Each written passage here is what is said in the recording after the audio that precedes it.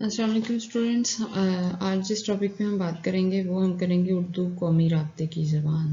तो ये एक मुकम्मल तफसीली सवाल है जिसमें बहुत सारे आपके MCQs भी निकल रहे हैं, आपके एक्सरसाइज के शॉर्ट क्वेश्चन भी हैं, आपके रीडिंग के शॉर्ट क्वेश्चन भी बन रहे हैं। तो तफसीली सवाल के अलावा हम MCQs और शॉर्ट क्वेश्चन भी जहाँ जहाँ पे बन रहे होंगे उसके ऊपर भी बात करते जाएंगे। तो चलते हैं पहली इसकी हेडिंग के ऊपर। मौलाना सलाहुद्दीन मरहूम उर्दू ज़बान के हवाले से फरमाते हैं कि उर्दू ज़बान जो थी वो पंजाब में पैदा हुई, दिल्ली और लखनऊ में ये परवान चढ़ी, वहीं पे ये ब्याही गई। यानी इसको उन्होंने इसकी तरवीज के हवाले से इसकी वजाहत इन अल्फाज में बयान की है। अब ये बेवा होकर फिर अपने मेके पाकिस्तान में आ गई है। तो देखिए ये आगे इसके साथ इसका पंजाब के हवाले से हम देखते हैं कि इसके साथ कैसा सलूक किया जाता है। तो इसके हम इर्तिका आगाज़ और इर्तिका के हवाले से पहले हम बात करें। तो चलते हैं इसकी इब्तदा कैसे हुई। उर्दू ज़बान जो है जहाँ हमारे कौमी हैसियत रखती है, कौमी ज़बान की हैसियत रखती है, वहीं पे ये हमारी कौमी तशख़्ख़ुस यानी हमारी कौमी पहचान की भी अलामत है, यानी ये हमारी कौमी राब्ते की ज़बान है। तो उर्दू तुर्की ज़बान का लफ्ज़ है, इसके मानी लश्कर के हैं। जब आप इसको तफसीली सवाल के तौर पे लिखेंगे तो यहाँ पे लश्कर को अगर आप मार्कर के साथ, कट वाले ब्लू मार्कर के साथ हाईलाइट कर देंगे तो यकीनन ये पैराग्राफ जो है वो देखने में बहुत अच्छा लगेगा और चेकर पे बड़ा अच्छा तासुर देगा। जब जनूबी एशिया में मुसलमानों की हुकूमत मजबूत हुई तो उन्होंने अपने लश्करों में मुख्तलिफ़ इलाक़ों के लोगों को भर्ती किया। ज़ाहिर है मुख्तलिफ़ इलाक़ों से थे तो उनकी तहज़ीब व सकाफ़त या उनकी ज़बान जो थी वो यकीनन मुख्तलिफ़ ही होगी। यूँ मुख्तलिफ़ ज़बान के बोलने वाले लोगों के लबो लहजा उनका, उनकी ज़बान जो है उस हवाले से इसमें बोलने वाले लोग शामिल थे। तो ये मुख्तलिफ़ ज़बानें बोलने वाले लोग जो थे इनके मेल जोल से एक नई ज़बान पैदा होने लगी। चूँकि ये ज़बान लश्कर जिसे हम उर्दू कहते हैं उससे वाबस्ता लोग बोला करते थे, इसलिए इसे उर्दू का नाम दिया गया। अगला जो इसका पॉइंट होगा उर्दू नाम। उर्दू के मुख्तलिफ़ अदवार, यहाँ पे इसकी हेडिंग आप उर्दू के मुख्तलिफ़ नाम या मुख्तलिफ़ अदवार में, इस तरह आप इसकी दो तरह की हेडिंग निकाल सकते हैं, यानी उर्दू के नाम या उर्दू मुख्तलिफ़ अदवार में। इन दो हेडिंग्स में से कोई सी भी आप बना सकते हैं। तो उर्दू ने मुख्तलिफ़ अदवार में अपने कई नाम तब्दील किए। शुरू में इसे हिंदवी, हिंदी और हिंदुस्तानी कहा जाता था। अब यहाँ पे जहाँ मैं बोल रही हूँ हिंदवी, हिंदी या हिंदुस्तानी, तो बुक में आप इसको अंडरलाइन कर लेंगे क्योंकि कभी भी ये रीडिंग का क्वेश्चन भी बना के पूछा जा सकता है कि शुरू में उर्दू जो है किन नामों के साथ मशहूर हुई। तो आप आंसर में लिख सकते हैं हिंदवी, हिंदी या हिंदुस्तानी। बाद में ये रीख्ता कहलाई। इसके बाद उर्दू मोहल्ला और अब सिर्फ उर्दू के नाम से पुकारी जाती है। ये हो गया। अगली हम जिस हेडिंग के ऊपर बात करेंगे जो इसका पॉइंट होगा वो है अदबी आहंग। मुख्तलिफ मराहल में मुख्तलिफ नामों की तरह इसका अदबी आहंग भी बदलता रहा, यानी नामों के साथ साथ जो इसका ज़ौक़ है वो भी मुख्तलिफ लोगों के हवाले से बदलता रहा। मुख्तलिफ लोगों के अदवार में मुख्तलिफ ज़ौक़ रखने वाले लोग जो थे वो इसके मुख्तलिफ अदवार में आते रहे। मसलन अमीर खुसरू जो हैं वो हिंदी या हिंदवी जब उर्दू को पुकारा जाता था तो अमीर खुसरू उस दौर के कदीम शायर माने या गर्दाने जाते हैं।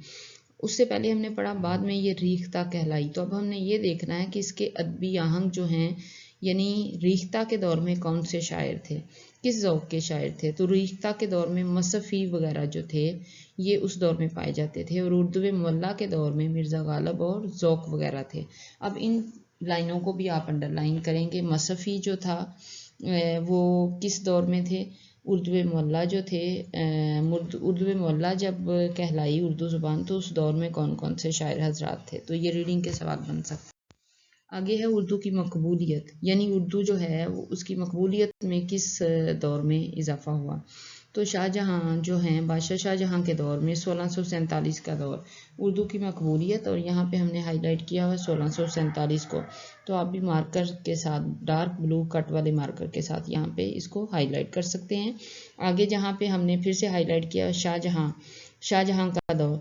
अब यहाँ पे आप शाहजहां, बादशाह शाहजहां का जो नाम है इसको कट वाले मार्कर के साथ हाईलाइट कर सकते हैं। उन्होंने दिल्ली को अपना दारुल खिलाफा बनाया।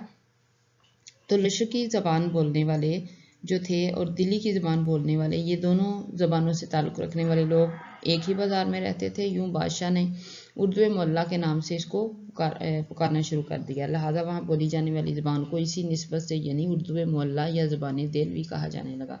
अब यहाँ पे इस पैराग्राफ में एक और शॉर्ट क्वेश्चन बन रहा है जो कि रीडिंग का होगा, यानी उर्दू मोहल्ला या ज़बान देलवी उर्दू ज़बान को किस दौर में इन दो नामों से पुकारा जाता था। यहाँ पे हम बता सकते हैं शाहजहां के दौर में, या इस तरह सवाल बन सकता है कि शाहजहां के दौर में उर्दू ज़बान को किन नामों के साथ पुकारा जाता था। यहाँ पे फिर आप इस तरह आंसर दे सकते हैं कि शाहजहां के दौर में 1647 में उर्दू ज़बान को उर्दू मोहल्ला और ज़बान देलवी भी कहा जाता था।